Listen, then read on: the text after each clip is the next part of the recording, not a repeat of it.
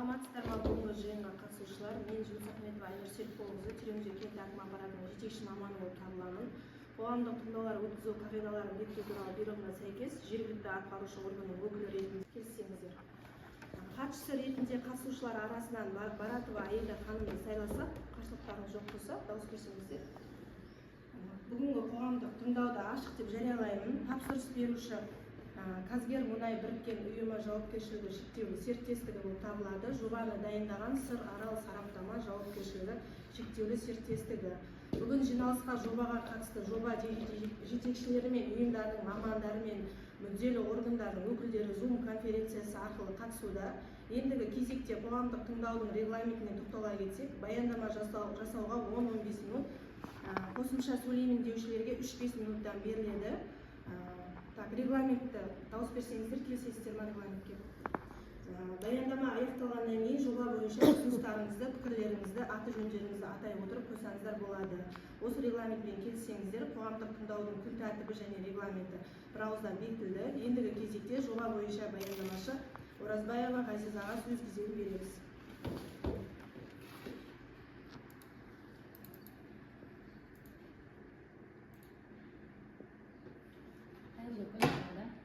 Бүгінгі қоғамдық тыңдауда талқыланатын жобаның тақырыбы Казгер Мунай жоопкерчилиги шектеулүү серіктестігі біріккен кәсіпорны 2025 жылға рұқсат етілген шығарындылар нормативтеріне құрылыс жобаларын қоршаған ортаны қорғау бөлімдерімен бірге түзету жобасы, рұқсат етілген төгінділер нормативтеріне түзету жобасы, қалдықтарды басқару бағдарламасы, табиғатты қорғау іс-шараларының жоспары, өндірістік экологиялық бақылау бағдарламасы бойынша ашық жиналыс түрінде қоғамдық тыңдаулар өткізеді.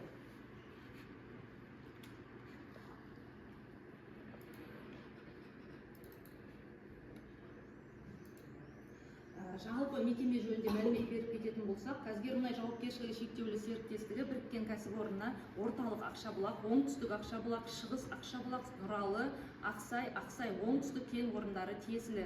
Әкімшілік жағынан жоғарыда аталған кен орындары Қазақстан Республикасы Қызылорда облысы Сырдария ауданында орналасқан. Мекеменің басты қызметі мұнай және газ кен орындарын барлау және игеру жұмыстары. Жақын тұрғылықты мекендер 120 шақырымда орналасқан Жалағаш Қарсақбай темір жол станциялары, оңтүстік батыста 140 шақырымда Жосалы, 200 шақырымда Сатпаев ауылы орналасқан. Орталық Ақшабұлақ кен орны мен аудан орталығы Қызылорда қаласының арақашықтығы 120 километрді құрайды. Шығысында шамамен 250 шақырым қашықтықта Ембі, Павлодар, Шымкент мұнай құбыры жүріп жатыр. Солтүстік батысында 20-25 шақырым қашықтықта ірі мұнай өңдейтін Құмкөл кен орны орналасқан. Мына жерде жалпы осы кен орындарының орналасу схемасы көрсетілген. Нұралы кен орны, Ақшабұлақ кен орны, Ақсай кен орны. Келесі Казгер Мунай жоопкерчилиги шектеулүү серіктестігі біріккен кәсіпорынның балансы көрсетілген, газ пайдалану балансы көрсетілген мына жерде. Келесі 2025 жылға арналған жобаға түзету енгізу төмендегі өзгерістер негізінде жасалынды. Яғни Казгер Мунай жоопкерчилиги шектеулүү серіктестігі біріккен кәсіпорны қолданыстағы газ өңдеу қондырғысында өңделетін газ көлемінің көбеюі.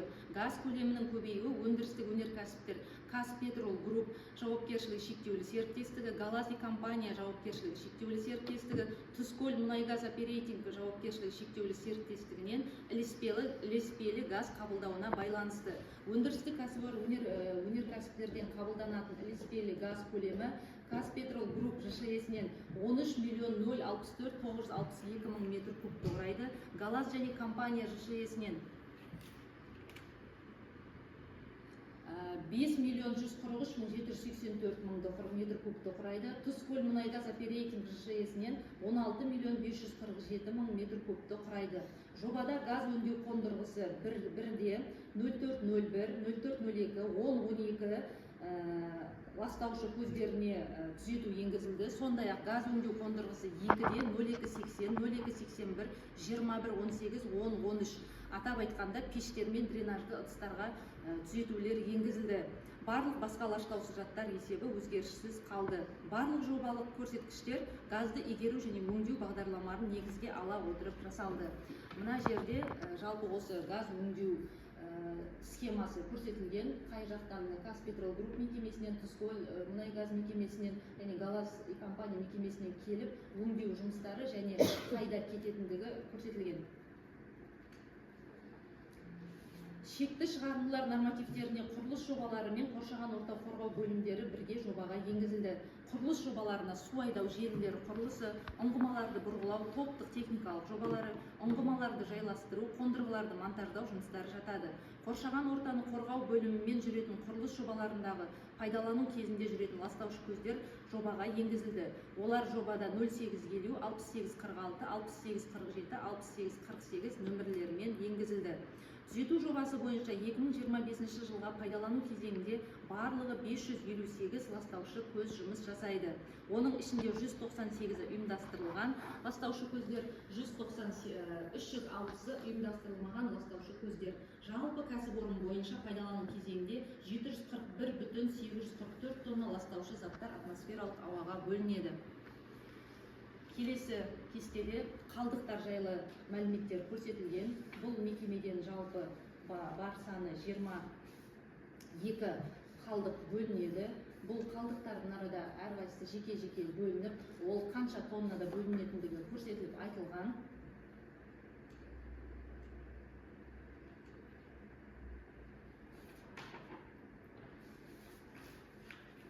Қалдықтарды басқару. Қалдықтарды түзушілер мен олардың иелері қоршаған ортаны қорғау және Қазақстан Республикасының орнықты дамуын қамтамасыз ету мүддесіне орай қалдықтардың түзілуін болғызбау және түзілген қалдықтарды басқару жөніндегі шараларды олардың артықшылығының кему тәртібімен мынадай реттілікпен қолдануға тиіс. Яғни қалдықтардың түзілуін азайту, ол қалдықтарды қайтадан пайдалануға дайындау, қалдықтарды қайта өңдеу, қалдықтарды кәдеге жарату және қалдықтарды жою. Қалдықтардың халық денсаулығына зиян келтірмей және қоршаған ортаға зиянын келтірмей орналастыру. Келесі су ресурстарына тоқталсақ, объектілерге қызмет көрсету 2 ауысымда жүзеге асырылады. Жұмысшылар вахталық қалашықта орналасады. Шаруашылық тұрмыстық ағынды сулар Ақшабұлақ және Нұралы кен орындарында орналасқан биологиялық тазарту қондырғыларына жіберіледі. Кен орындарының аумағында жер асты суларына әсер ететін көздер жоқ. Кәсіпорынның аумағында жеке тазарту қондырғыларымен қамтамасыз етілген. Ақшабұлақ Нұралы кен орындарында шаруашылық тұрмыстық ағынды суларды толық биологиялық тазарту және залалсыздандыру жұмыстары жүргізіледі. Содан кейін оларды буландырғыш тоғанға айдайды, одан әрі сүзу алаңдарына жіберіледі. Ағынды суларды тазарту БМУ-50 блок модульдік қондырғысы арқылы жүзеге асады. Ол тәулігіне 50 метр куб көлемінде ағын суды тазалауды қамтамасыз етеді. Қазіргі уақытта 3 модульдік қондырғы жұмыс жасайды, оның 2-і жұмыс жасап тұр, ал 1-і резервте. 3 модульдік қондырғының жобалық өнімділігі тәулігіне 150 метр кубты құрайды. Минералданған сулар, яғни су дайындау кезінде сүзгілерді жуудан шығатын ағынды сулар көлемі 14.900 метр кубта буландырғыш тоғанға жіберіледі. Тазартылған ағынды сулар кәріз ағызу құдығына түседі және буландырғыш тоғанның бірінші картасына жіберіледі, одан әрі сүзу алаңдарына жіберіледі. 2 кен орнынан да, яғни Ақшабұлақ және Нұралы кен орындарынан шығатын шекті төгінділердің нормативтері 22,75 тоннаны құрайды.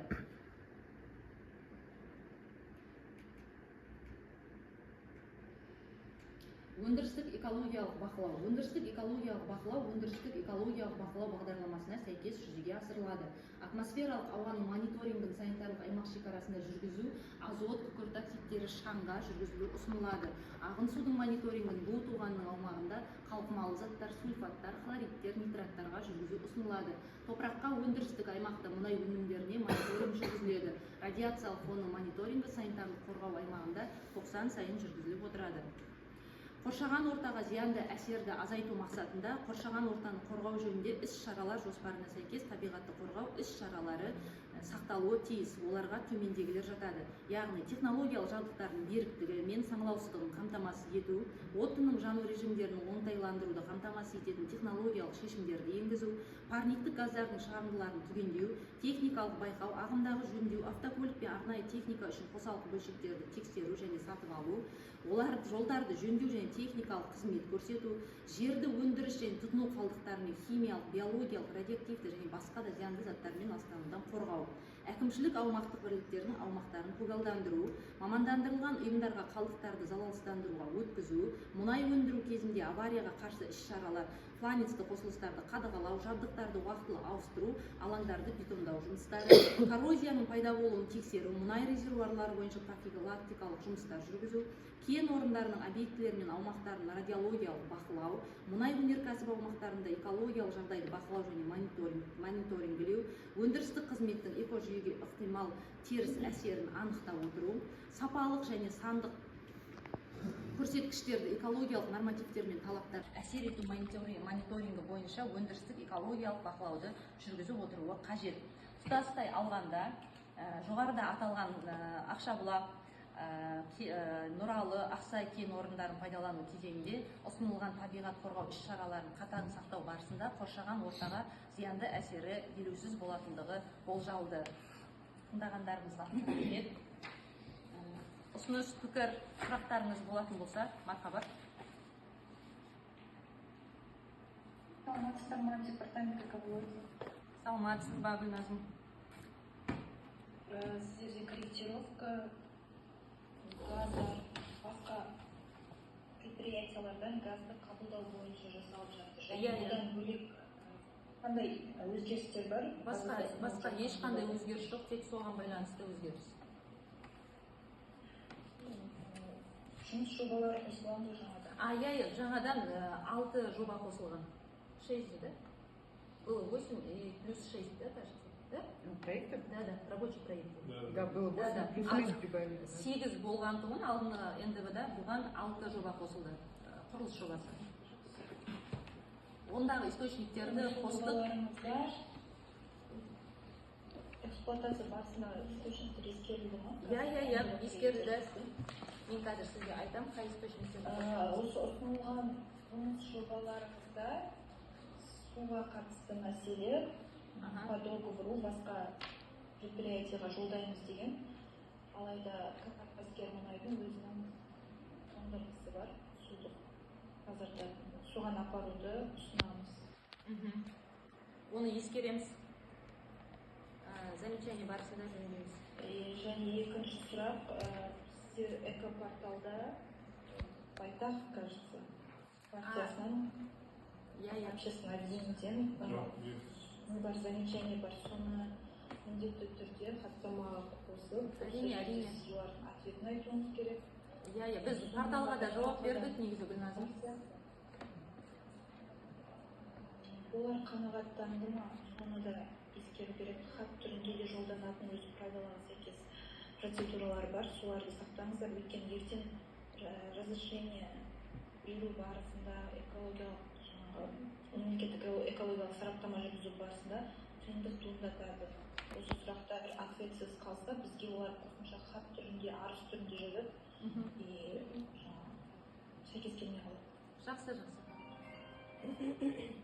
Осы видео ешқандай қырқылмай, бізде порталға ютубқа саласыздар ғой, порталға, соответственно, и протокол түрінде кім қарсы емес, қаншадан қарсы отыр, барлығын сақтау керек. Өйткені қазір осы протоколдың өткізілу несі қысқартылып салынған нелер жаңағыдай ютубқа қиылып салынған видеолар бойынша сұрақтар туындап жатыр.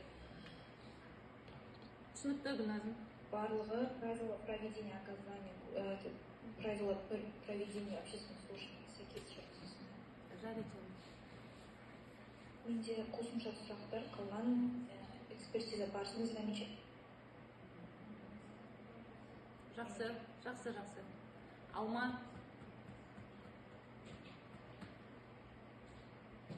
Алма, сіздерде сұрақтарыңыз? Алма сұрағым жоқ, жаңа Байтақтың сұрақтарына жауабын айтып өтсеңіз. Ол кісілердің сұрағы, бұл кісілерде бірнеше кен орны ғой. Ақшабұлақ, Нұралы, және Ақсай, және оңтүстік Ақшабұлақ болып бөлінеді да. Соның барлығына сіздер бір разрешение алып жатырмыз ғой, барлығы бір проектіде бір разрешение. Неге соны бөліп жасамасқа деген ұсыныс түсті. Алма, естіп отырсыз ба? Естіп. Соны біз жауап түрінде ол кісілерге де заңға сүйене отырып, ол бірге жасауға болатындығын заң жүзіне сүйене отырып жаздық және ертең оны протоколға да жазамыз, ол кісілерге жауап хат жүзінде де жауап береміз. Жауабын оқып шықсаңызшы осыны. Так, жауабы орысша жазылған, оқи берейін ба? Экологическое законодательство не содержит запрета на разработку одного проекта норматив допустимых выбросов для нескольких объектов природопользования при условии соблюдения требований к раздельному учету источников выбросов и нормативов по каждому объекту. Такой подход прямо предусмотрен пунктом 33 методики определения норматив эмиссий, утвержденным приказом министра экологии, геологии и природных ресурсов РК. Приказ номер 63 от 10 марта 2021 года. В соответствии с этим пунктом при наличии в пределах одной административно-территориальной единицы двух или более объектов одной категории, принадлежащих одному оператору, проект НДВ может разрабатываться в целом по усмотрению оператора.